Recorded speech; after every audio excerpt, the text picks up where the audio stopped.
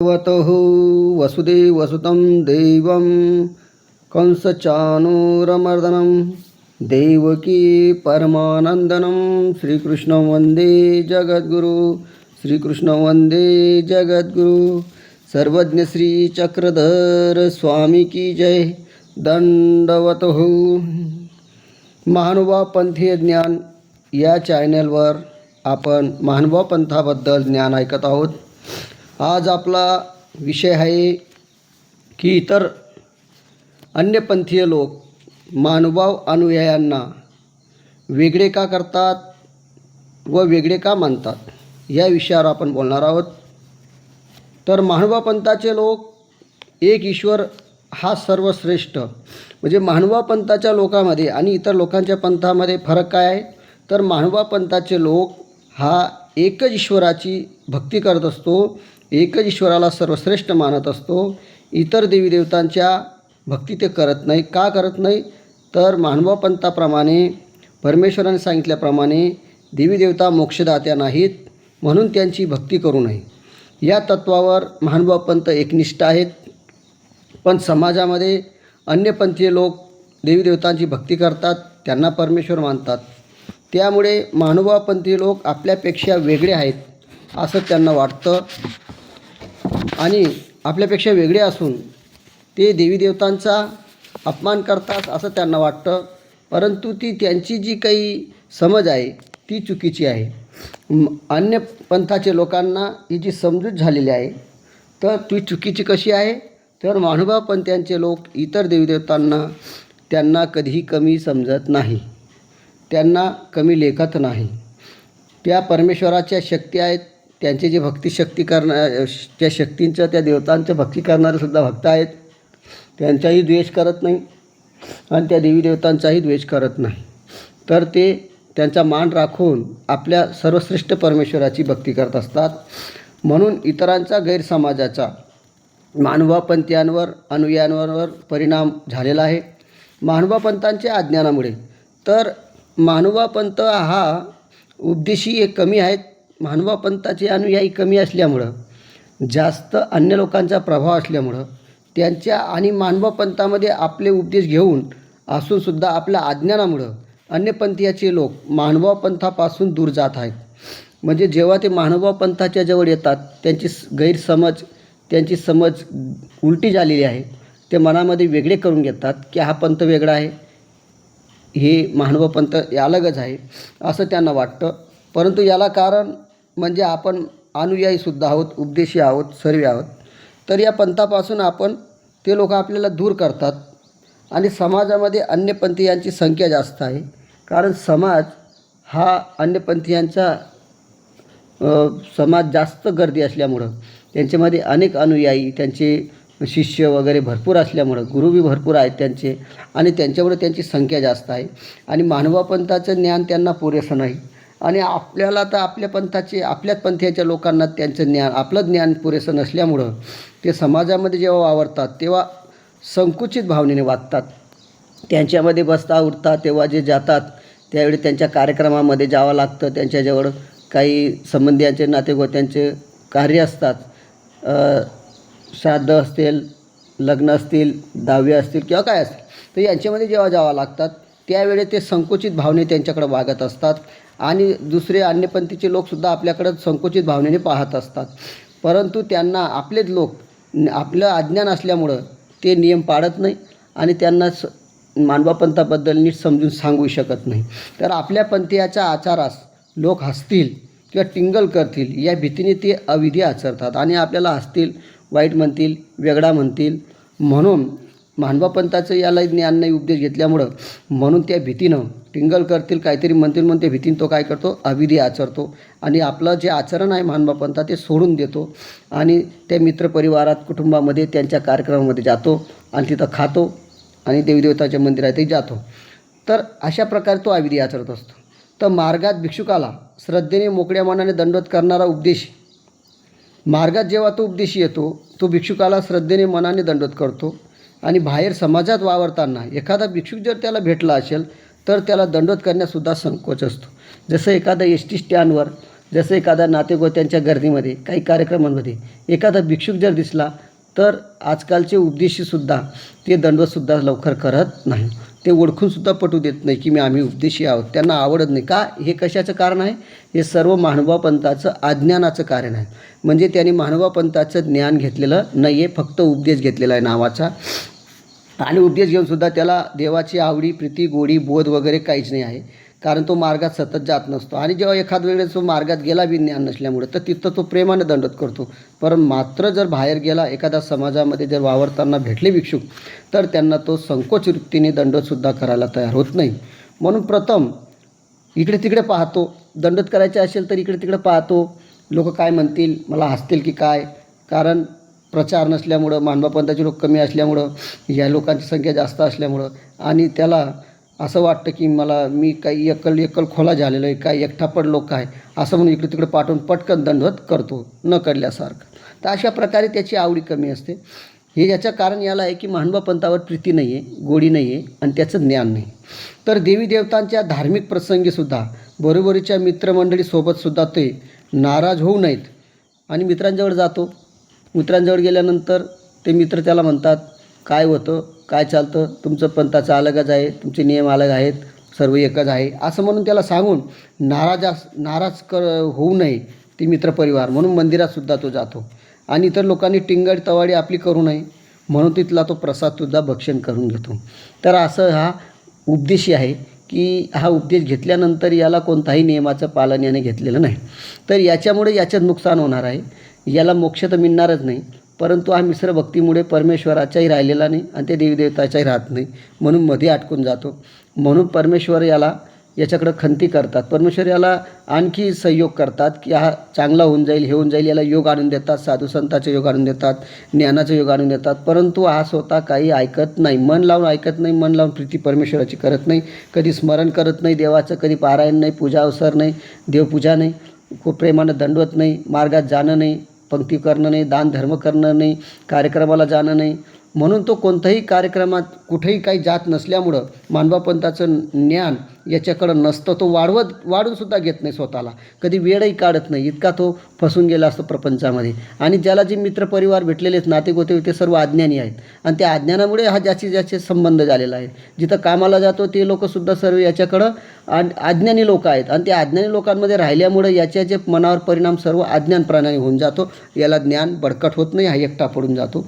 म्हणून नातेवाईकांचा मान राखला जावा म्हणून अविधीचे आचरण करत बसतो, प्रसाद खातो. तर असे सर्वच उपदेशी असे अयोग्य आचरण करतात असे नाही. तर काही उपदेशी त्याच्यामध्ये कठोर आहेत, काही धैर्यशाली आहेत की जे ज्ञान आहे त्यांच्याकडे तळमळ आहे, आवड आहे आणि ते आपले पूर्ण आचरण आपलं करत असतात.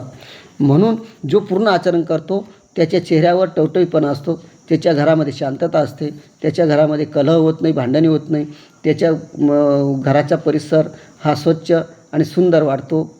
परमेश्वराचं तिथं अस्तित्वाचं वाटतं. साधुसंताचं येणं जाणं आहे, तिथं अन्नदान होत असतं. आणि ज्याच्याकडं परमेश्वराची आवड नाही, साधुसंताची आवड नाही, देवपूजा करत नाही, नामस्मरण करत नाही, कोणत्याही गोष्टी करत नाही आणि अन्य श्रद्धाचं सर्व भक्ती करत असतो, अन्य लोकांमध्ये जात असतो, प्रसाद खात असतो, अशा मडलेल्यामुळं याला परमेश्वराची आवड राहत नाही, या पंथाबद्दल प्रीतीसुद्धा राहत नाही आणि तो मळत शेवटी वाया चालला जातो. याला सुखही लाभत नाही, याच्या चेहऱ्यावर प्रसन्नता नाही, याच्या घरातसुद्धा प्रसन्नता राहत नाही आणि कोणत्याच गोष्टीचे याला संस्कार राहत नाही, म्हणून हा जीवनात असून वाया जातो. तर असे सर्वच उपदेशी असे नाही, तर काही उपदेशी काटेकोरपणे आचरण करतात आणि त्यांना आपल्या कार्यालयात वरिष्ठांचा, नातेवाईकांचा, मित्रमंडळांचा रोष ओढून घ्यावा लागतो. काही ठिकाणी उपदेशी आपले नोकरीला जातात, कोणी धंदेवाईक जातात, कोणी ते आपले जे मालक असतात ते सुद्धा आपल्याला काही ना काही बोलत असतात. परंतु जो पक्का उपदेशी आहे, पक्का आचरण करणार आहे, तो संबंधी नातेगोते वरिष्ठ लोक काही बोलले, कार्यालयामध्ये काही बोलले, नोकरीसाठी गेले किंवा कुठं व्यापारासाठी गेले, कोणी काही बोलले तरीसुद्धा हा काय करतो, तो ऐकून घेतो शांतपणे आणि सहन करतो, कारण त्याला परमेश्वराचं ज्ञान झालेलं आहे. आणि जो सहन करत नाही तो त्यांच्यासारखा वागतो, त्यांच्यासारखा मिक्स होऊन जातो आणि परमेश्वराचे आचरण सोडून देतो. तर याला कारण काय आहे की गैरसमज, पंथाबद्दल अज्ञानता. अन्य लोकांना तर अज्ञानता आहेच, परंतु उपदेश घेऊनसुद्धा याला ज्ञान नाही परमेश्वराचं आणि त्याच्यामुळं यालासुद्धा अज्ञानमुळं हा सर्व वाया जातो. म्हणून याच्यासाठी आपण प्रयत्न करायला पाहिजे. सतत परमेश्वराचं आपण स्मरण करायला पाहिजे.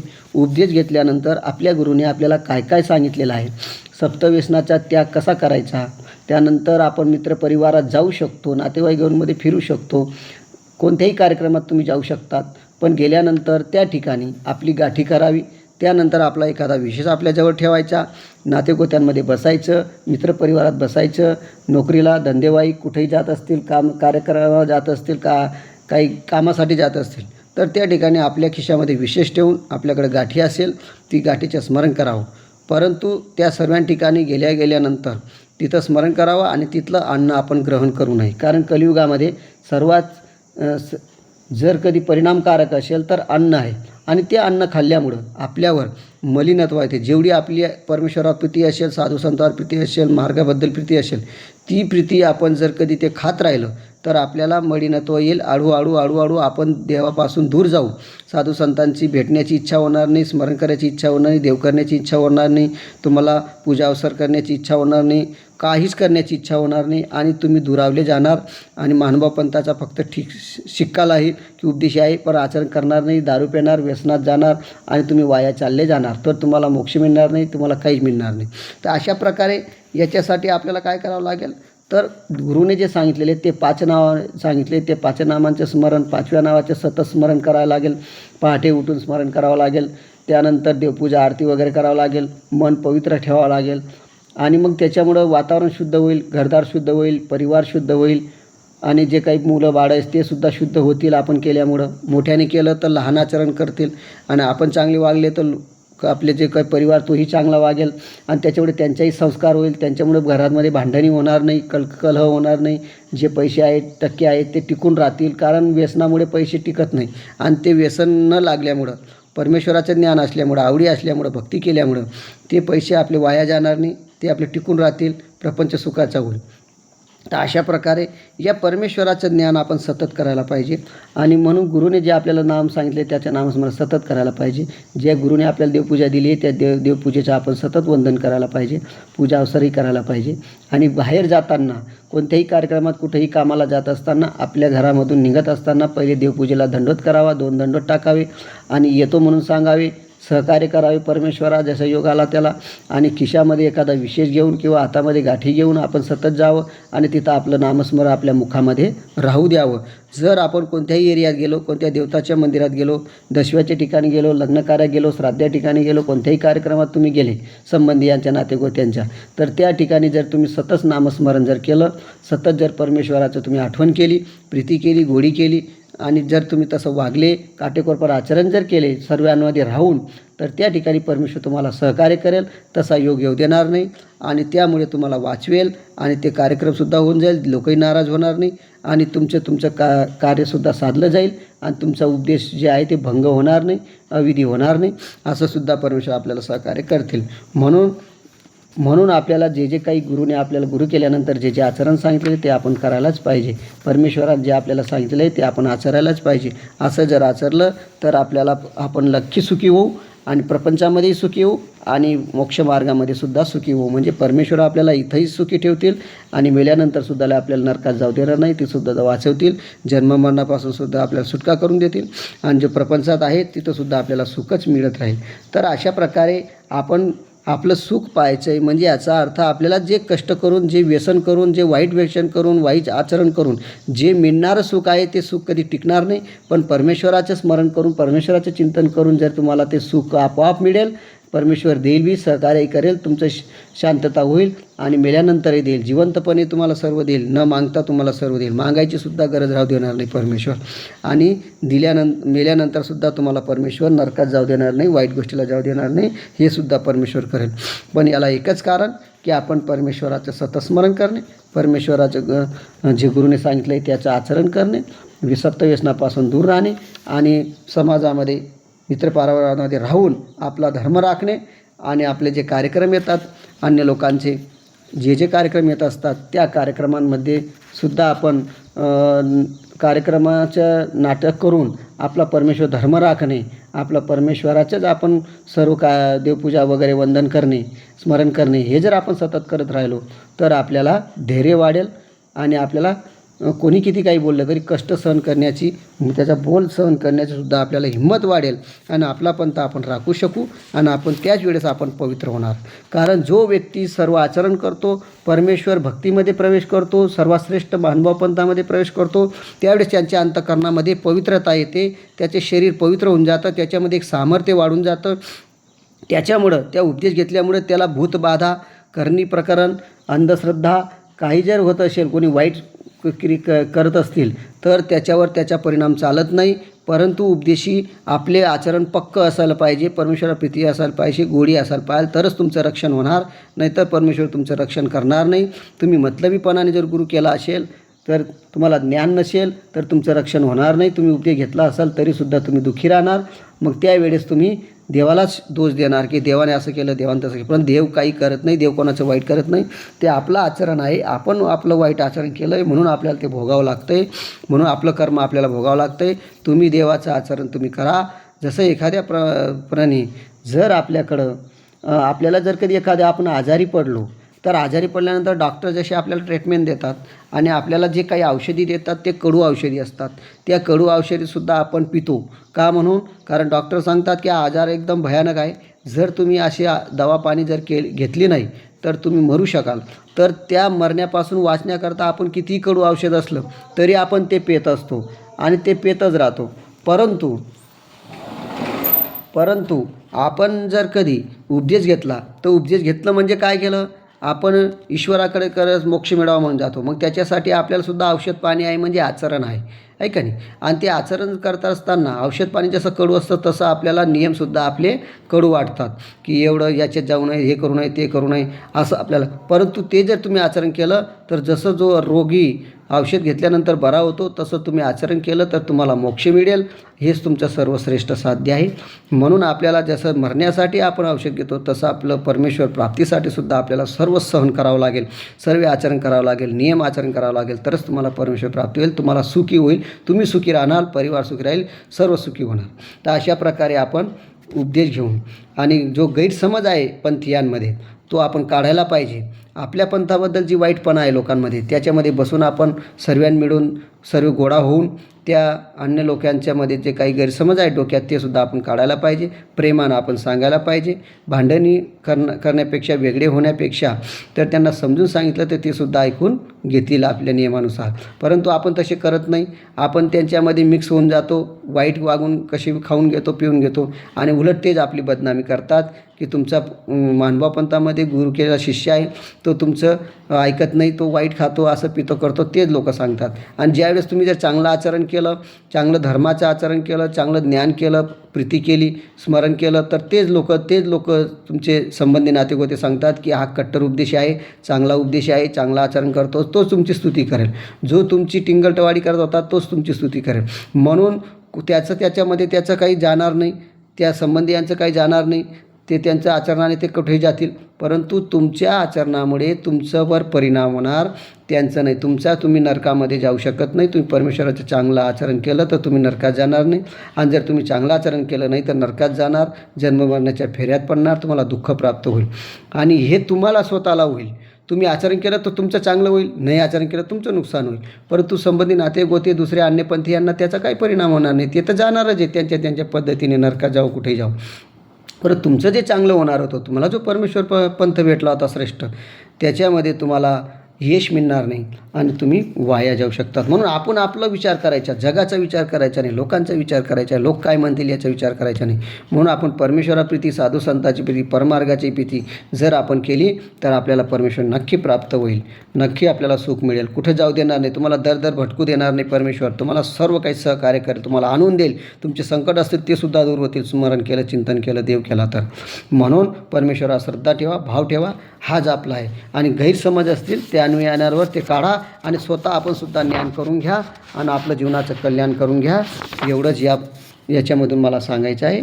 आणि तर पुढच्या भागामध्ये आपण पुढचं आता ऐकू महानुभावपंथी ज्ञानामध्ये.